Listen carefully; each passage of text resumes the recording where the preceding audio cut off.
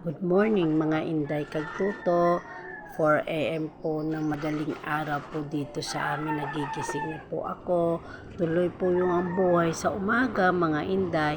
Punas po tayo ng punas. Muna tayo para mawawala po mga alikabok sa aking mga tindahan at sa aking maliliit na tiyangge na tinatawag po dito sa amin. At mayat po ay darating na po ang mga customer namin at bibili po ng kanilang mga pagkain, ng mga almusal, mga kape, no, ganyan na talaga ang buhay. No, kaya namamadali din po ako dyan dahil syempre maglilinis ka rin, magluluto. Kaya tuloy, ayan, may mga customer na kaunti-unti na bumibili sa akin.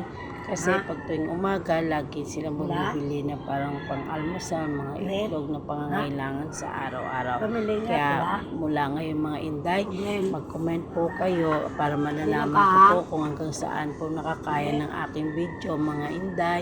Pag gusto nyo po ako, mag-comment po kayo sa akin. Salamat po sa pag-subscribe nyo po sa akin at pag-suporta sa aking video.